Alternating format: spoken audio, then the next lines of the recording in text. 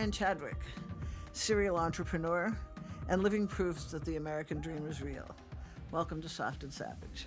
Thanks for having me. So Soft and Savage is about, our credo and our motto is that there are those that are faced with challenges, there are those that seek challenges, and Soft and Savage is the universe where both excel. So clearly you're someone who does both. You seek challenges, and you felt from the very beginning of your life that you were facing a challenge. And you are the consummate rags to riches story by your own admission. So, and a great raconteur and a great storyteller. So I leave it to you. Well, thanks for the kind words, and thanks for having me in. And you know, I guess I'd like to start with how it all started. And you know, it's not been an easy ride, and for me, it's always investing in myself. And like that's probably the most difficult thing is, you know, people always ask me, "Would you want to invest in my company and everything?" I leave all my energy and everything else into what I think is important and what I want to do. And that started from the first business, which was an ice company in Nantucket. And you know, I was in college at the time, didn't have a lot of money. I think it was my first year of college, and I started working in a small ice company in Nantucket. A gentleman gave me the job. I built it from scratch. And you know, every morning got up, got new sales accounts, and hit the road hard. But at the end of the season, we had a little bit of a falling out and discrepancy on what I should have been paid and compensated for, and you know how that story goes. And it was more like, what are you going to do about it? And that is where it was more of like, what am I going to do about it? And not having much money at the time, I saved every dollar that I had and started my own ice company. And the next summer went around and all those same accounts and said, I have a new phone number, give me a call. So that kind of started, and that was my first kind of go around with business. And I was young, you know, I was doing my own marketing. I had a cell phone back in the day when you had those old brick phones with the flip down and the old Nokias. And I was on the beach in Nantucket taking sales calls, and I had an old van that was beat up that I was delivering ice with. And I bought 2 ice machines on eBay in Missouri and had them shipped up and set them up in a garage. And we were doing 6,000 pounds of commercial ice a day. So, you know, it was a pretty decent sized operation. We were servicing all of the boats in the marina with ice, and all the restaurants had bought air-cooled ice makers because they were cheaper. But when the humidity goes up, the machines make half of what they need to. So we were the 4 o'clock call of, hey, replenish our ice maker. So I ate and drank for free at most of those restaurants in Nantucket. And that kind of started me with my business / you know, how to run a business, a small man in a van type business by myself. And I just kept building on that. So like that small business, I had a van that would sit idle when we weren't doing deliveries. I was like, well, what else can we deliver other than ice? So I went to the home goods store, said, hey, can we install your washers and dryers and your stoves and your appliances? So then in the morning, we're delivering ice. In the afternoon, we're delivering washers and dryers, and then started delivering groceries to these, you know, expensive mansions where people wanted $500 worth of grocery. We charge them a $100 service fee. So those vans grew to more vans and more vans. And, you know, it's kind of, the idea was to always stay busy. And that was kind of the principle I still have today, unfortunately. So did you study this in school? Were you taught to be an entrepreneur? Or is this just something visceral and natural? So I went to Plymouth State College at the time. They changed to Plymouth State University, which is part of UNH. And when I went there, I did not know what I wanted to study. And I think my first major was sports medicine, and was the wrong major for me. I wasn't interested in the topic, you know, and I didn't really find it, but I just had to pick something. But I switched to finance and economics halfway through. And then it kind of clicked. And I was like, wait, I like this. And I started taking entrepreneurship classes. And I enjoyed it, and I excelled in it. And I actually connected with my professors and teachers. And one professor, I can't remember his name, but he told me, he was like, you know, I'm going to tell you this right now, but you're only as strong as your weakest link. Remember that in business. And that still resonates to this day, to those words, because he's absolutely right. You can build everything perfect. Absolutely. It just takes one other person that doesn't do a good job or has that same work ethic, and it brings the whole house of cards down. Yep. Well, and you also have to learn how to delegate. Correct. You have to know what it is that your strengths are and what it is that you have to delegate. And then you have to- hire. yeah, Don't hire the same of you. Hire the opposite of Absolutely, you. Let them, and give them as much, space as possible. And I've luckily surrounded myself with very, strong work ethic people that understand that we're trying to build here. And without that team, I wouldn't be able to do what we're doing now. Well, and you've also given back because I know that you have a very strong internship program, and isn't the university awarding you with an honorary PhD because of what you've done in Yeah. that? Ironically, a few years ago, I got a phone call from a friend that I graduated with, and he was like, I do the scholarship program. You should do this too. I think it's really rewarding to go back to school. And I was like, I don't have much time.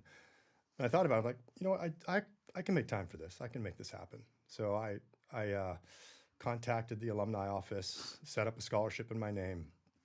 Three criterias where they have to maintain a 3.6 or 3.8 GPA. They have to need the money, right? They have to actually have. They don't have the means to go to school, and they have to focus on entrepreneurship. And those are the three criteria for our scholarship. So I go back to school. I give talks. Not lectures, but I just talk in front of those business courses and explain the story of how I started. You don't need to start with a lot of money. You just have to start with a lot of ambition. So I think everyone's like, well, you're given everything. I'm like, well, I wasn't. So, I had some help from friends, but it wasn't like I was given everything. I had to work for it. And that's where I think the difference is. I think that makes a critical, essential difference. Absolutely. Yeah. So you've got the ice business, and now. So at the ice business, it's seasonal because it's Nantucket, right? Yeah. So it's like 3 months. I basically put myself through school. I'd be making $30,000, $40,000 in college. That's like you're rich, right? Like for all that money at school, I was able to pay for my school, pay for my housing. It was a really good feeling. Graduated school, and then what do I do in the wintertime, right? So like have all winter long. So I pack up my car and I go to Aspen, Colorado.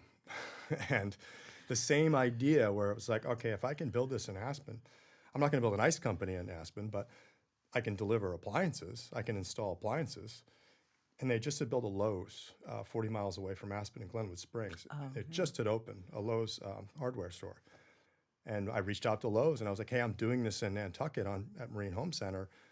You're interested in having these appliances, fridges, stoves, dryers, dishwashers, any kind of appliance that a customer wouldn't be able to install themselves. And we removed the old one. And they were like, sure. So same thing, bought 3 vans, hired some workers there and taught them how to do this. And then we were doing, I think, 10 to 12 appliances a day. And then we started delivering laundry and dry clean. But then I was like, So then I bought a laundromat and a dry cleaner. And I kind of went reverse on it, So I bought a laundromat and dry cleaner in Aspen, downtown Aspen. We're the only one in town, only laundromat in town. And Was Aspen in those days? Aspen was still Aspen those days. Yeah, it was just teetering on to what Aspen is now, which has changed a lot. I think every place has changed a lot. Those resort towns, anyway. But I started. No one was doing wash and fold. And, in New York City, in any city, wash and fold is like a thing. You drop off your laundry if you don't have a washer and dryer in your apartment, and you pick it up at the end of the day. In the city, I think they charge 90 cents a pound. We were charging $4 a pound for dirty laundry in Aspen, which is remarkable. Of course, my rent there was insane because it was Aspen. Yeah. But so we start these and we had the vans to deliver the laundry. So it kind of all fit, and they all kind of worked together. And it's like maximizing within the business of what you can do out of that business and how many services or different products you can offer. And then that led to the laundromat.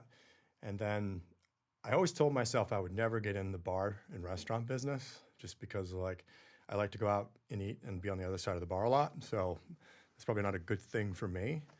But I think this is where I came into your life. Is this Escobar? Yeah, almost. Okay, This is the hot dog stand before Escobar. I see, yes. So this was right around it was the recession, I remember. I'm trying to think the dates. This was 2008, probably. 9. It was, the economy was bad. At one point, I was fixing up homes for Fannie Mae and Freddie Mac that were in foreclosure because the economy was really bad, and we had to find. And I had these vans, and I had these employees that knew how to repair homes. So we were doing basically minor repairs for the banks, right? And those were like my struggles at the time because everything was just cash flow was not good. And I was like, I told myself I'd never get in the restaurant business, but I'm a self-starter and I like learning how businesses work. And I grew up in a small town in Maine, and we had these like little hot dog stands, on the side of the highway or Route 1. And this place called Flo's in New York, Maine, comes to mind. And, there'd be a line of 50 people just to get a hot dog. I'm like, that's amazing why are people waiting in line for this? It's just a hot dog. So I was like, I wonder if I can do this in Aspen, but then bring into some like twist of Maine with lobster rolls. So I'll do like a hot dog, a bratwurst, and a lobster roll. Something that's like $30, an expensive price point. And getting the permits for that little cart was so hard because no one had brought a street meat cart into Aspen on the Hyman Mall, the busiest place in Aspen, to do this sort of thing. And it took me, I want to say like 7 or 8 months, and I bought a little food cart on Craigslist in Denver and drove over the pass in an old pickup truck, put it in the back of the truck, drove it back to Aspen, and partnered up with a coffee store as a commissary. So I can order product through the coffee store and gave them like a 10% rent or something of what we sold. And I hired some Argentinian kids that played the guitar and sing music and with a little cowboy hat on. And sold a lot of hot dogs. And we opened it right in front of a nightclub that was, it was called Fly Lounge. And, every night people come out pretty drunk, order a bunch of hot dogs and food and everything. And, the club was busy, and then it closed. It shut down. And, me being restless, I inquired about this club that was closed, and it was shaped like an airplane. And the owner had built it as a kind of a model. He wanted to franchise, I think, this concept. And for whatever reason, it didn't do well. They had like flight attendants dressed up as cocktail servers, and it was very kind of kitschy, I thought. And I reached out to the owner, and I was like, he was going to sell it. I was like, well, before you sell it, he didn't have much left on his lease. I was like, can I pay you to use the space? And, he had a liquor license, and I'll pay you more than the rent, so you'll have like a little bit kicker, and you can show it being busy, so it's be easier for you to sell. So he immediately was like, yeah, that's fine, we can do that. And that's when I partnered with, that's when I came into your life, I think, because I partnered with your son and 6 other of our really good friends in Aspen. And that became Escobar.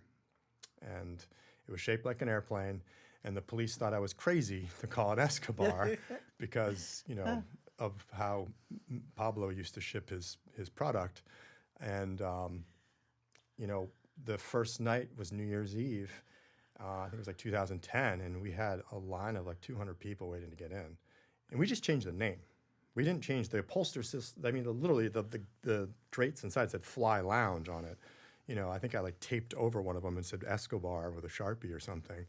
And But wasn't it and isn't it still the most successful bar that has ever been in Aspen? it's the longest running nightclub ever in Aspen. Yeah. Is it still running? It's still running. I sold it last year with my last standing partner that I had. I think we had run it for 15 years. 15 years, which is a long run for a nightclub in that business because of, again, trends and, what we're seeing. But it was great because we focused on not only tourism, but locals. Like we made it locals first. And I think that's the key to Aspen or to any resort town is go local first because they're going to feed you in the off season.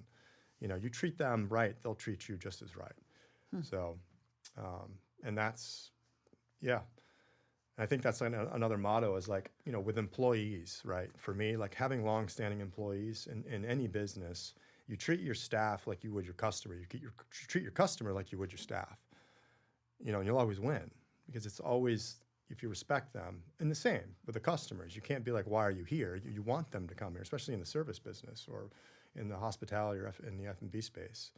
So I've always kind of like lived by that motto or that mantra. And at the same time, you've got all these other businesses that were still going, or no? Yeah, so I'd sold the ice company, and that's another thing. I would build them to a certain point and sell them, and then use that capital and buy something else, right? So that was kind of another thing. It's like build it up to a certain size where I felt there was enough value there so I can sell it, and then buy something else. But then with Escobar, it got me into this like restaurant thing, and I was like, oh man, here we go. And then the girl that I was dating at the time, who's now my wife, we met in Aspen. We were ski instructors, and we spent a lot of time with each other. She moved to New York City to go back to school, to design school. And at the time, I went with her, right? And I needed something to do because I'm very restless. So I decided to open, I had the nightclub in Aspen, Escobar, but I need something in New York City. So I decided to open a restaurant in the Lower East Side with some friends. And we had spent so much time in Nantucket. We were like mulling around, ideas for names.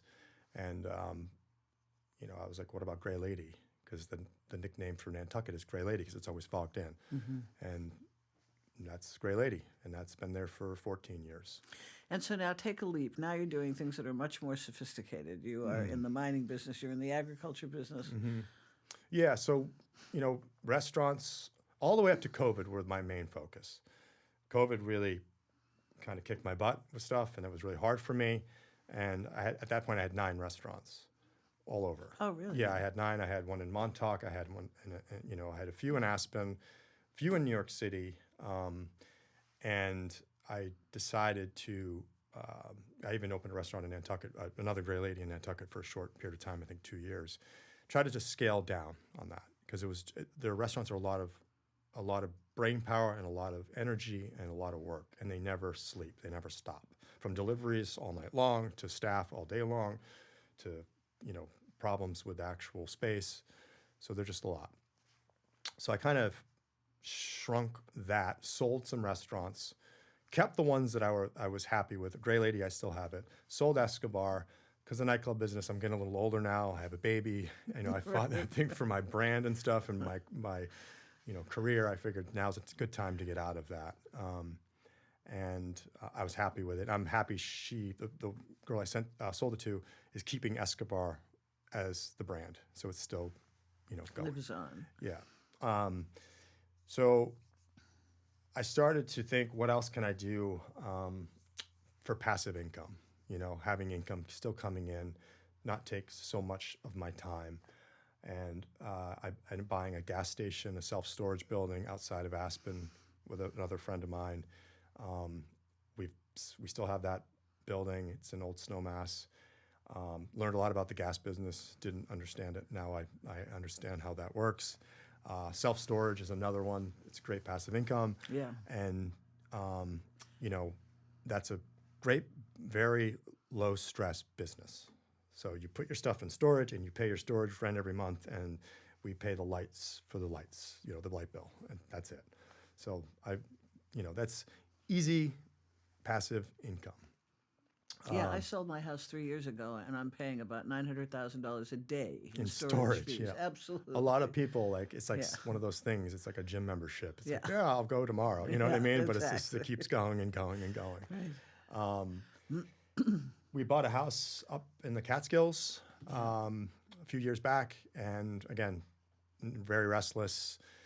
Was going to do a small little business up there. Ended up now I think I have 5 businesses up there. We have a drive-through donut, apple cider donuts, and coffee called Fred's, named after my father who passed and my grandfather. And we have a place called the Boathouse. We sell like barbecue on the lake. It's a little, takeout window, and we rent canoes and paddle boards and kayaks. I have a trolley business up there, Yeah. which was 2 trolleys that I bought from a high school friend in Maine. That they're beautiful trolleys, and they run up through all the swimming holes, all for like building community and cleaning up certain areas, and that's the main focus. I just opened a wedding venue. We took an old horse barn and turned it into a beautiful wedding venue with apple trees called Dutcher Hollow, up to 120, 140 person weddings. So again, like you and the trolleys will service the weddings. The Boathouse will be the caterer and the liquor license for the wedding venue. And then on Sunday, as you're leaving, for your brunch, you'll have the coffee and donuts. So it's a full kind of circle business model. Yeah. And they all kind of feed each other, which I like. I like that kind of business. Yeah. Going back to my roots with the ice company and the appliances, it's the same thinking. It's just in a different space. And then I got into real estate development. We're doing a 54-unit housing complex outside of Aspen with some partners. We're building 50% affordable housing. 50%, we've hit a benchmark there, which is great. So we're providing 50% affordable and then 50% free market on 54 or 57 units. So That must have been a nightmare to get. yeah, we're still going through entitlements now. It's taken about a year and a half, 2 years. Bought the parcel 4 years ago. It's hard. I mean, you have to go through so many, planning and zoning, through council. It's definitely not for the faint of heart, but we've stuck with it, and we have a great core of professionals working on it, and I think that's helped get us to where we are today. Amazing, yeah. But the last 2 fun projects I think that I've been working on is building a conch farm in the Bahamas, in the Exumas. I kind of left out in between all this. I had in the country, the first lionfish company where we would catch lionfish. We'd have divers in Florida spear them, and we were selling them to Whole Foods. And weren't they an invasive species? They everybody are. was trying to get rid of them, and so that's how you got rid of them. That's how we got rid of them. made Yeah, money it was an getting rid of invasive thing, and I spent a lot of time. I have an ex-girlfriend that had an island in the Bahamas, and I spent a lot of time down there with her and her family, and got really close with her father, kind of my mentor at the time, and we just talk about different business ideas and stuff, and he was really helpful in getting to where I am today, just in my mindset, and go and get it. And there was lionfish was a huge issue then, and I decided to kind of go at it and do it with marketing and media. So we were getting on CNBC, CBS, the morning show. Like, we had some really big press momentum, and we got it into Whole Foods throughout the country. So we're shipping 3,000, 4,000 pounds of lionfish to Whole Food stores with the spines on, and they were like despining them there. Venomous fish, not poisonous. And completely edible, and we did that for 3 or 4 years, and it took me to the Bahamas a lot. And my friend passed away, and I think it was like 6 or 7 years ago, and made him a promise because he had a passion for conch, for preserving conch and bringing back the conch population. And he wanted to create his own little hatchery down there. And he was working with scientists and a whole team of people, and he never was able to follow through on it. So I was like, I'm going to carry that torch and follow through. So got me into, instead of doing it on his island, which is now for sale, I did it on the island next door. Ended up buying the island and finding the 3 Bahamian owners and researching who owned it, and down in Nassau and Bahamas, going through these old probate books and stuff. It was pretty wild. But and isn't this the only place where pink pearls grow? So their pink pearls will grow inside the conch, and we're working with a scientist, Megan Davis, to hopefully help us.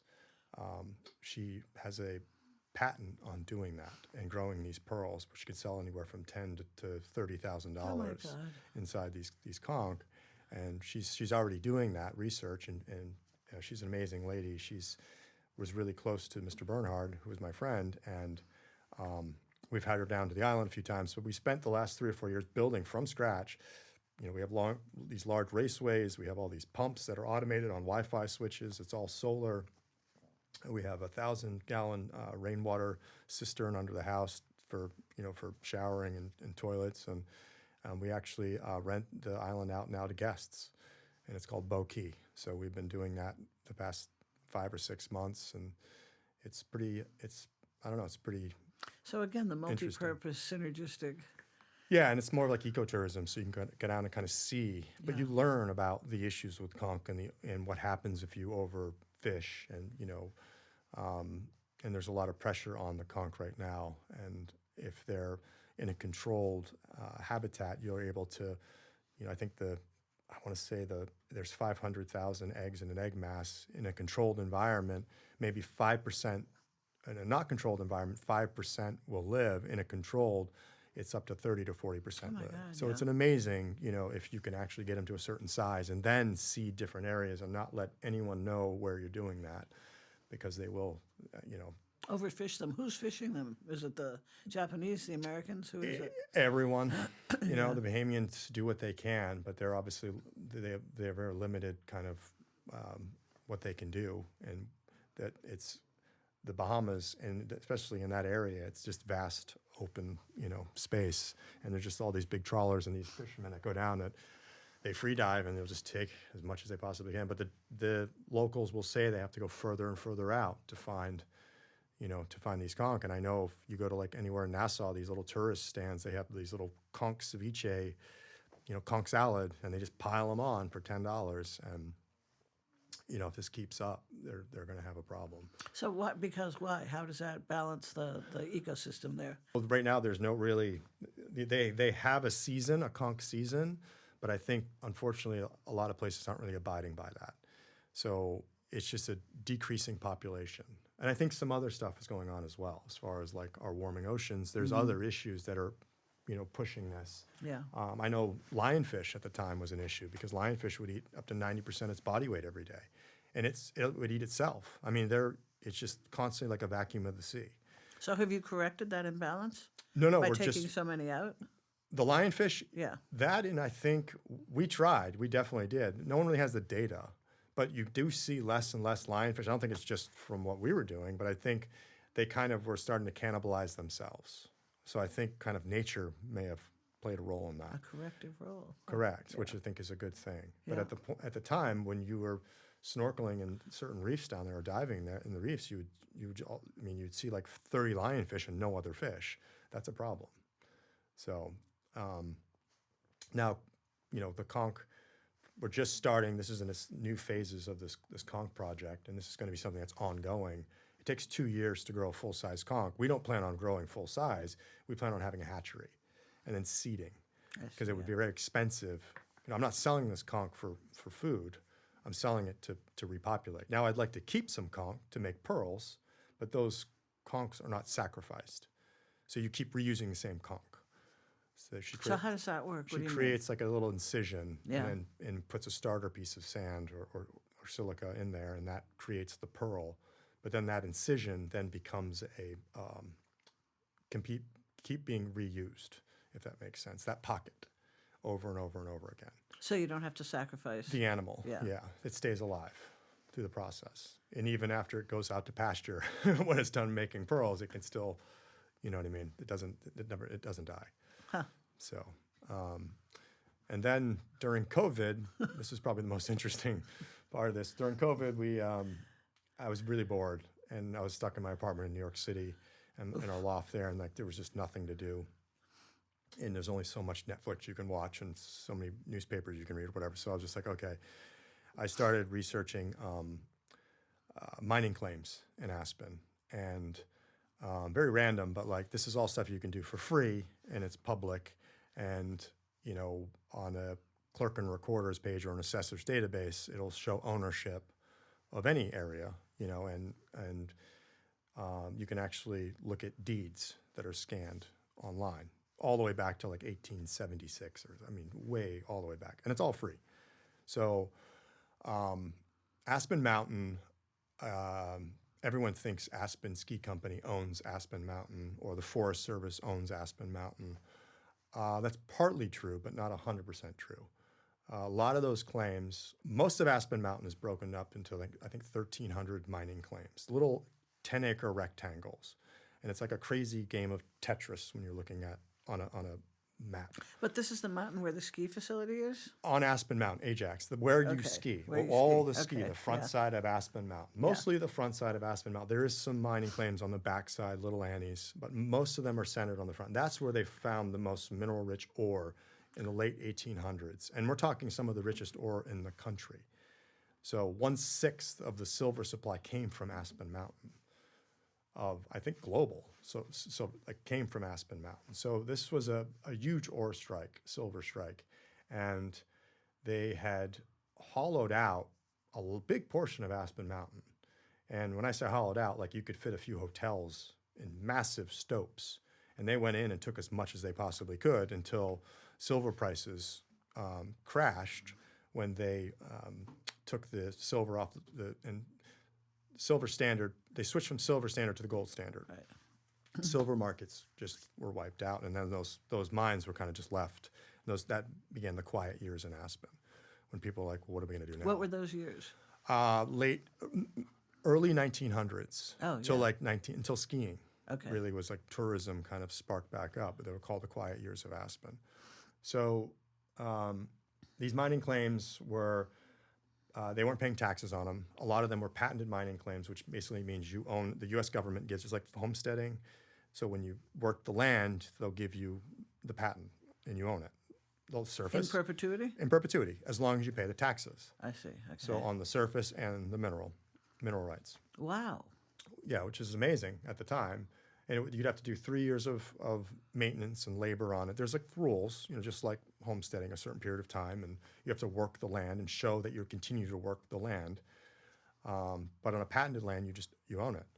So Skico had bought a lot of this over the years. Their founder, ski company founder, DRC Brown, and a few other people had sold to kind of kickstart Aspen skiing. And then they had a permit with the Forest Service for the delta, the balance of the land that they needed. And that's how they operate, is they pay the Forest Service a fee to use that land on a special use permit.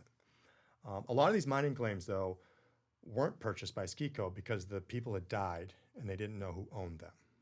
And it was, And these are all scattered on the they're mountain scattered that the people are skiing on. correct, that you're skiing on every day. Yeah. Now, a majority of it is owned by Skico, but not all of it. And I wanted to see if there was some of the land was still left, like just out there, right? Like not owned by anyone. So I clicked on a GIS. You can actually click on each parcel, just like your house lot. So I would click on it, and it would say who owned it and how much they paid for it when they bought it, and it would show up an image of the deed. And in this case, you can go all the way back to patent. And there was 1,200 to go, right? So I would just click on each one, and then build like a spreadsheet of who owns it, the date, and just to kind of keep it clean. And then I came across one that said unknown owner on the front side of the mountain. And I was like, okay, that's my claim. That's the one I want. So no one had paid taxes on it, I think in 12 years or 10 years. It had not gone to tax sale, luckily for me. I went down and had to research. No one could identify who actually owned the property. And that was the hardest part. So it took me, a few hundred hours to go and look at these old deeds and from patent. And then I figured out what had happened. And that landed me in a Queens courthouse and through microfiche, figuring out that Is there still microfiche? there is. And the gentleman had died. Yeah. And he died and he had one son, and I had to track down his great granddaughter, and I found her on Facebook Messenger, and I messaged her, and I bought her shares of that claim, and then I quiet titled it. And when you quiet title something, is you clean up the title, so you give public notice to all known and unknown owners. I'm announcing that I own this. Come now and show me that you own it as well. We did that for 3 weeks. The publication that you run in the paper. No one came forward. So the judge declared me 100% owner of that claim. So that was the first one. And that was a huge miss for the ski company. Huge miss. Of course, I did it in off season when all the lawyers were on vacation in Cabo. Yes. So that helped. Oh my God. So that was a win. And then, that's just kind of started me in this, okay, if I have one, let's see if I can get another one. And I kept looking for more. I ended up buying a few small interests because most of them were fractured. There was like 4 partners that went and staked the claim, and then they all had kids, and they had kids, and it would just be fractured. So I bought shares of different claims on the mountain, and that whole time was just very interesting to me. And then the compromise mine is probably the biggest purchase. And this was from, I think it's 13 shareholders, 13 miners that had jumped the claim in I want to say 1985 from Skiko. And it's right on the middle of the mountain. And there's this little mining cabin and there's an open portal that's been open since. Oh my God. And it's called compromise because it's literally one of the biggest mining lawsuits in the country. And these two owners were fighting on who owns the ore, who owns the mineral rights. And they fought for 6 or 7 years in court. And they're like, listen, we're spending all our money on legal. Let's just compromise, take as much as possible out, and before the silver prices collapse, and we'll split the proceeds. And they ended up doing that. And there's this massive stope, if you go back 1,200 feet inside What's the mine. stope? An opening, a cavern. But it's like literally, I think, 900 to 1,000 feet deep and a few hundred feet across. And this is inside Aspen Mountain. So inside of Aspen's like Swiss cheese. I mean, it's just completely open. And we've since put a drone inside with LiDAR, and we've scanned it. So I actually have a 3D model of what Aspen looks like inside. Oh my God. Very interesting. Yeah, no one's ever seen that before. So we have like some really cool stuff to show the Historical Society and the Pickens County, and just No tombs, no mummies, no aliens, nothing. no. And I mean, And are any of these metals strategic metals? Or is it just silver? well, we've looked at that now, right? So now we've talked about like rare earth minerals, and I'm going back to all the log books to see what else is in there. And I believe there are some rare earth minerals in that mine that we could mine. Now, silver, I think I checked last week, was up to almost $40 an ounce, which is the highest it's been in a very, very long time. Yeah, but you have to extract it. But you have to extract it, and you have to process it, Right. and no one processes anymore. I think there's a place in Nevada, and actually ship it, right, in train cars or trucks or something. So it's not a very economical, feasible thing to do. What I want to do is I want to open up mining tours, and I want to show people what the inside of Aspen Mountain looks like, Wow. and the history of where it didn't start as a ski mountain. It started as a silver town, a silver mining town. And I want to show people how hard it was to live back then. Guys were going in 12-hour shifts with candles on their helmets with a pickaxe and hollering, literally chipping away at rock and working for 12 hours and repeat every single day. And, the average lifespan of a miner, I think, was 32. So it's hard work, a lot harder than most people work today. Yeah. So I think it would be a unique tour for people. But again, my brain never shuts down the way thinking about what else. So now we've been researching different in the ag space of what potentially could grow inside these mines. And we've working. You could build condominiums for all these people that think that the world is coming to an end and they want to live underground. It would be a hell of a bunker for Right, sure. exactly. So now we've been experimenting in the ag space and what grows best underground, and when we've tested different, we're monitoring real-time monitoring humidity, we're monitoring CO2 levels and temperature year-round. So who are you working with to do that? Scientists in Kentucky, actually UPike. I've consulted with a professor at UPike and a local farmer that are all working together, and we have weekly calls, and we're all flying out next week to all meet at the mine to look at our tests and our results and see, again, what's economically feasible, what's permitted, what's legal, what's not legal. So like all of these things I have to kind of weigh. But that's been a really fun project. That and the Bahamas project, I think, I are bet, my yeah. two things that have taken up a lot of my headspace, but I really enjoy it. A lot different than selling lobster rolls and clam chowder. And ice. And ice, yeah. And ice, yeah. Yeah. My God, you are out of breath with life. I mean, it's so refreshing talking to you, Yeah. There are all these people that have been so compromised by the challenges that they're faced with today, and you're just out of breath. You're going on, Yeah. going on. I mean, you're like the poster boy for soft and savage, It's Yeah, just- I mean, it wasn't, like I said, it wasn't easy. And my biggest thing was being told I can't do it. Is that what motivates you? That's it. Yeah. That's it. Tell me I can't do it. And if you do, I'll do it. I'll try to do it. Yeah. I'm not saying I'm not like, and I have a lot of losses over the time. Yeah. They're not all winners, Yeah. And I don't talk about the losers, but the losers are just as important as the winners. because I won't. Do Usually they I won't, make you stronger? Do 'cause they I do won't you make learn- the- yeah, You've got to well, be incredibly resilient. Well, I just won't make the mistake twice. Yeah. You know, usually, sometimes I'm so thick-headed. I'm like, I'll just try it one more time, Yeah. and it doesn't work. But like, the losers are very important to me, and I've had a bunch of them. You know, but if the winners outweigh the losers, typically you'll get ahead. I'm not just talking about financial gain. I'm talking about in your head. You know what I mean? Like literally, Absolutely. what you want to do. Money is great, but money's not everything, and I've learned that as well. You know, there's problems that come with money. Making money, having it, losing it, you know, it brings all these stresses into play. Luckily, I came from not a lot of money, and I can go out without a lot of money. That's the way I look at it. But I think for guys that it's a real ego thing too. I think that if you haven't made a tremendous amount of money and you haven't kept the money, that you feel less than. So Yeah, I think that is something, unfortunately. Yeah. But there's also, it's not about how much is in your bank, it's about what you can do. Yeah. And what you can also do for other people. Yep. You know, I think that makes you a better man than someone that's got a lot of, a bunch of zeros in a bank account. I don't know. Well, for and it's me. interesting that you embody that balance because you are so driven and you are so curious, and at the same time you haven't lost your humanity. Well, I haven't forgotten what it's like. Yeah.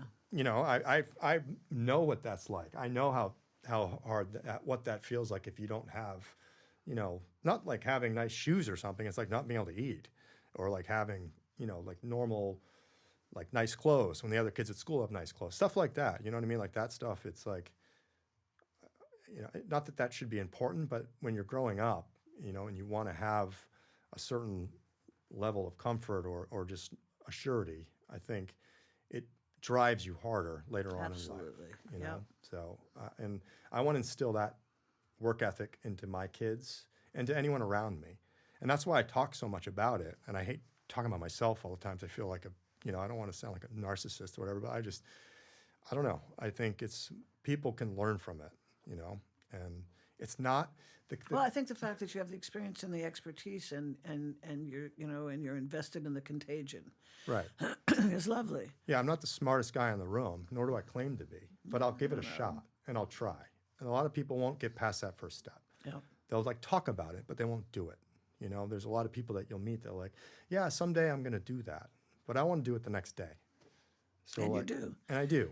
And I usually, you know, a man of my word and say if I'm going to do something, I'm going to do it. And I think that's something to live by. And again, that's just how I was raised, how I was brought up. And I thank my parents for that. They were hard workers, and I saw that. So, but now here we are trying to raise conch in the Bahamas and and dig for fabulous dirt journey. and dig for dirt in Aspen. But it's been a fun ride, and I wouldn't change anything. I don't think anything along the way. And in the meantime, you married the most magnificent woman, both inside and out, Emily. Yeah, And yeah. you have Theodora now. That's right. I have a great wife. I have a little great mini, daughter. a little mini me. A Yeah. little mini me. Yeah. Yeah. She's been amazing, and you know we just bought a new house, and it's a great life. And you know, And you're here in Westport. I am in which Westport. is amazing because you're so mondial. Yeah, which in is nice everything because that you I'm do. close to the airports. I'm an hour drive to LaGuardia, so I can still get Yeah. out and travel and get to work if I need to. But I also, you know, we're out of the city, which we had to get out of the city. We were in the city for, I don't know, close to 10 years. And it's- boy, has that changed. it has, and it's sad to see it. You know, It'll it's a come bummer. around again, I but right think- now it's just. Yeah, it's a struggle. We're in the Lower East Side, and you know we've seen a lot of changes down there, and Well, that's been gentrified, hasn't it? it has, and our street has changed a lot, but it's still just the city as a whole, Yeah. you know. But again, I think it'll come back. It'll come back. I'm trying to stay as positive as possible. You know, yeah, it's been a crazy journey, and I've learned a lot, and I'm thankful that, you know, I started my family. Like, I'm not thankful, but I wish I started my family a lot younger, because I think I would have a lot more energy. As I'm almost 50 now, But you wouldn't have had as much time. but I wouldn't have as much time. Yeah. So I mean, It's it's like one of always- those yeah, things. It's a exactly. juggle, and I don't Yeah. know, you know, what's better or for worse. But I'm happy that now I'm able to, you know, provide my family with a good life, and hopefully my daughter will keep the same work ethic as. I don't know how she can help it with this family. She'll reek of it by the time she's 5 years old. Let's hope. Let's hope. Ryan Chadwick, thank you, thank you, thank you. You are an extraordinary man. Well, thanks for having me, and hopefully, anytime you need me to come back to talk more about lionfish and conch, I'll be here. No, absolutely. I will invite you back, and thank you.